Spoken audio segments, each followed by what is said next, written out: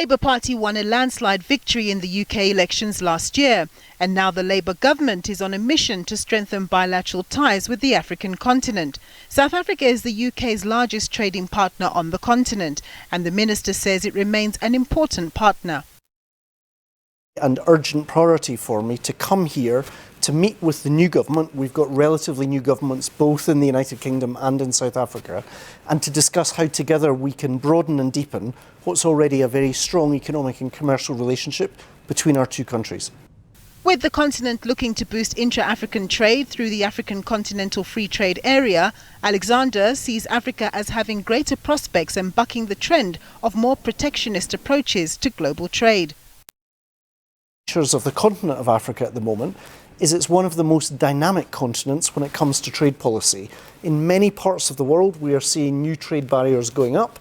In the continent of Africa we're seeing trade barriers coming down. That's an exciting and ambitious agenda, and in the United Kingdom we want to be part of it. Alexander met with his South African counterpart Parks Tau on Monday and says the discussions were constructive and progressive.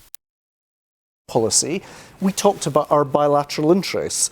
There's clearly a continuing appetite here in South Africa for even more South African wine to be imported into the United Kingdom.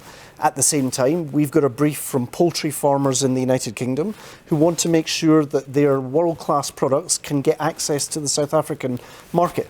Those are just two examples of the kind of day-to-day examples that we need to take forward as governments on the basis of goodwill and of partnership to find win-win outcomes for our producers and indeed for our consumers. Of the G20 presidency means the two countries will be in constant dialogue over global policy issues this year. Holding the presidency of the G20 this year, so we've got a whole range of government ministers who'll be dealing directly with the South African government. Asked about the UK's forthrightness in engaging with trading partners around the world following the country's withdrawal from the European Union, the minister admitted that the withdrawal had come with some economic difficulties, adding that the Labour government's approach to partnerships would be driven by long-termism, not the opposite. I think it's right to recognise that after the departure from the European Union, there was a period of turbulence in international affairs from the United Kingdom. What we saw last July was the election of a very large majority in the House of Commons. I think we will arguably now be the most politically stable of the G7 economies.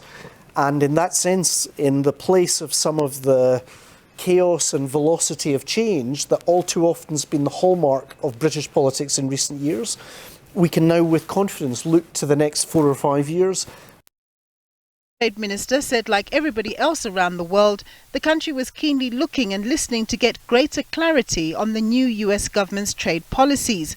Alexander added that relations between the UK and the US have traditionally been strong, but he also indicated that the UK government remained a strong supporter of multilateral organisations like the World Trade Organization. Nampumelo Siziba, SABC News, Johannesburg.